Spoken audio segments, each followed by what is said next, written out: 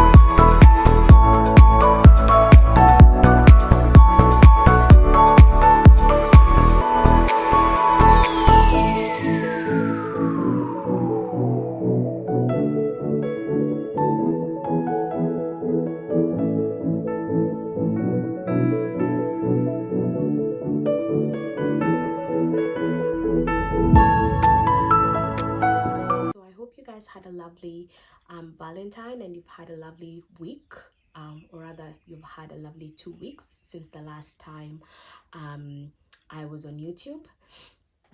And today's video is all about house hunting in Australia. So yes, I want to talk to you guys about what the processes are, what sort of options you've got. So if you are keen to hear more about this, then you're definitely in the right place. So tune in, stay on, and let's get into today's vlog.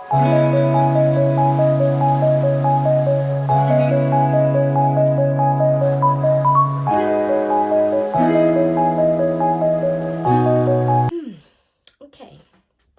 So if you've watched I think my second video, I was talking about moving from Kenya to Australia and how that experience was, and it was quite sad, as you guys saw. So you remember I told you guys how when I got here I had to stay in student accommodation until I was able to sort of like know people or just understand what I'm looking for so that I'm able to move. So I actually want to talk to you about the options that you have if you're moving to Australia from overseas, or even if you're in Australia, what options do you have when you're trying to look for accommodation? And the reason why I thought I'd talk about this is because I've been going through the same process with my sister over the last couple of months. So Isaac and I and the family are planning to move. We actually have a big move happening in literally 2 weeks. So we are in the process of um, packing. Are we though? Not really, but I should get to the process of packing. And because we're moving, my sister also wanted to move, so we were going through all the options that she's got, and we were looking through a couple of houses, and it was so much fun, but it was also very hectic. So I think that is what inspired me to talk about this video, because after I lived in student accommodation, I think I stayed there for like a month, and then I left. So I went to live with a Kenyan friend. I got introduced to this person by a friend from back in Kenya, and I went to live with them. So we were housemates. So option number one of the type of accommodation you can get is having a housemate. So it's two people living in a house, and you get to share everything. So you share your bills, you share you share your rent.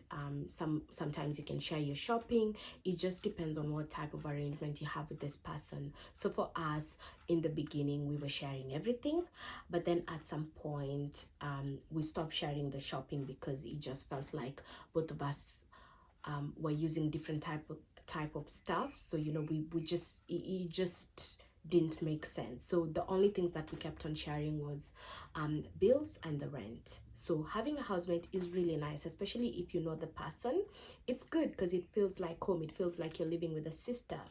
But it can also be quite expensive, especially if you're living in a super pricey house, and you feel like you don't have enough work to cover all the bills and the rent. So that, in my case, that was my case, because we were living in I had moved into this person's house. So they had a previous housemate who left, and I moved in to accommodate the second room. And it was quite costly for me because, as you can remember, I was working casually in hospitality, and that was not bringing in a lot of money. So whatever, I felt like I was living hand to mouth, because it was pricey. I could not afford it. And after staying there with her for about 6-7 months, I opted to move out because it was hard for me. For me personally, it was hard.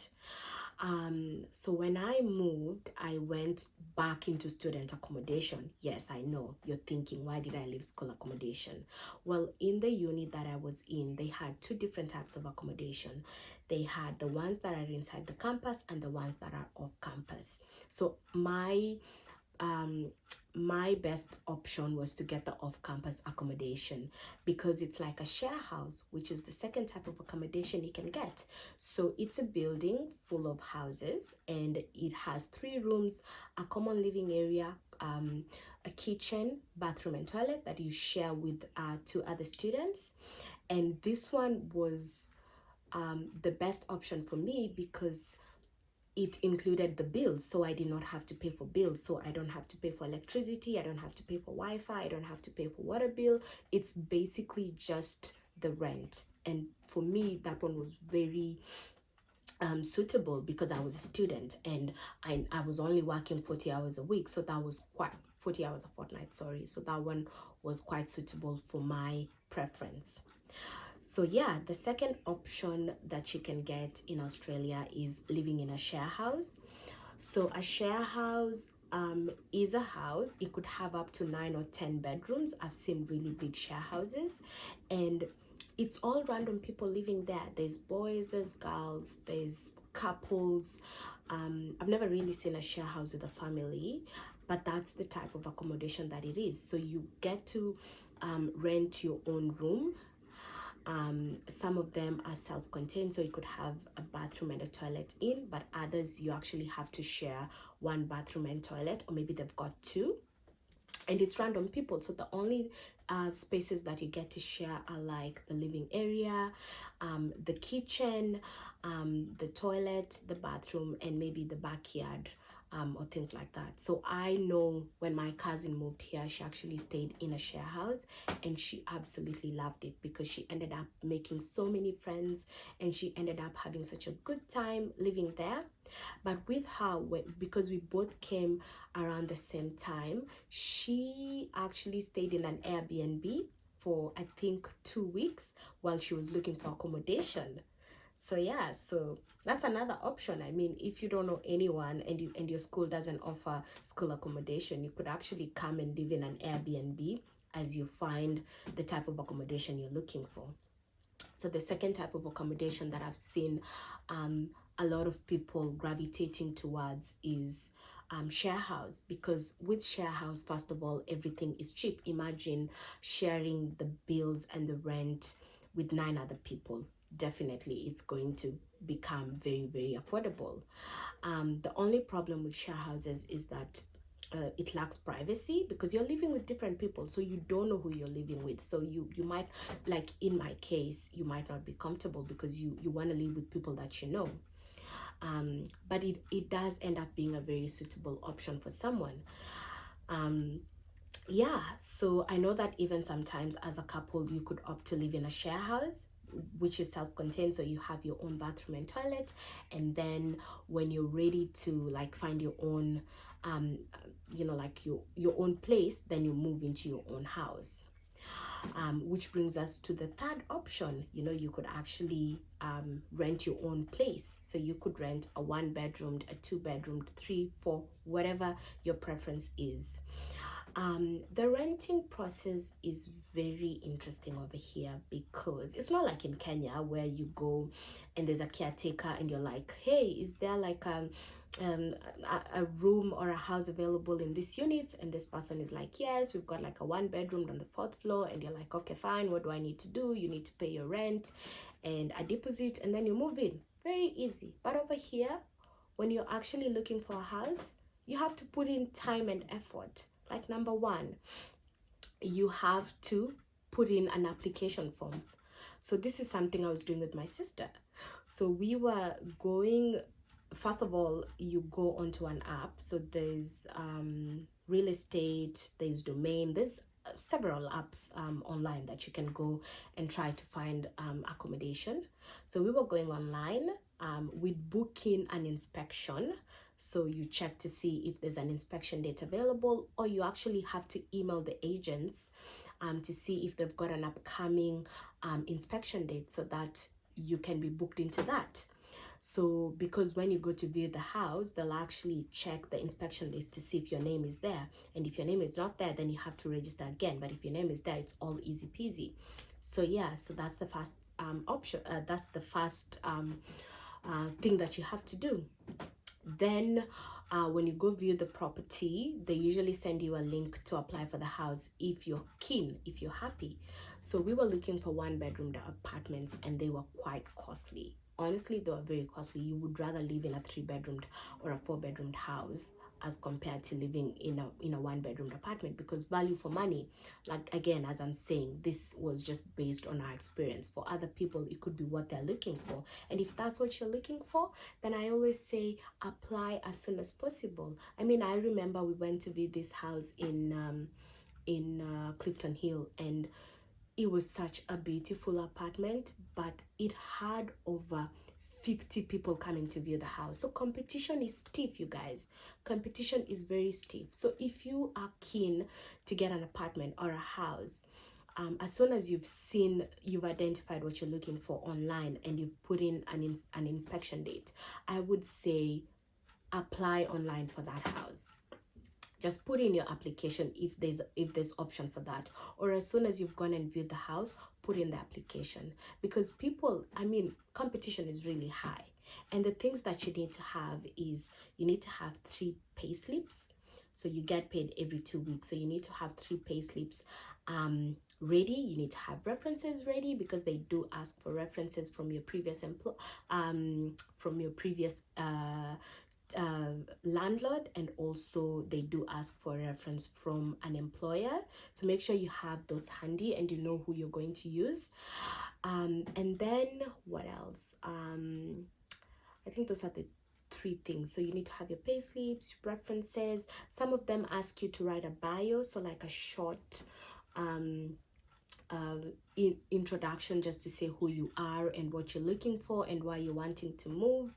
So I mean, things have changed. I remember back in 2017, when I was looking for a house, when I was done with uni and I was actually looking for a house to live in. I remember I went to view three houses. I did not like number one. I did not like number two. I liked number three. I went in. They gave me a sheet of form to fill in. I applied there, and that was it. And I got the house. It was quite easy. But this time round, my sister and I, we viewed, I swear, maybe even like 15 different apartments, you know? And again, based on the price you're looking for. Like, I mean, if you want to spend all this money on an apartment, then there are so many of them you can find. But if you also are a student and you're trying to live within your means, you don't have a lot of options. And the good ones that you get, they go by so fast. I also remember back in 2017, also when Isaac was moving into a different house, he was doing the same thing. I think he was literally downloading the forms online and then filling them in and going with filled in forms to the inspection so that he can give it out to the agent, so that they can see that he's quite interested and keen in that property. So it's very competitive, and it's quite costly, because also you will need to pay a bond. So you have to pay a bond and you have to pay rent. So you need to have like double the rent, 1 month's rent. You have to have double of that so that you can actually find the right property that you're looking for, or even be considered.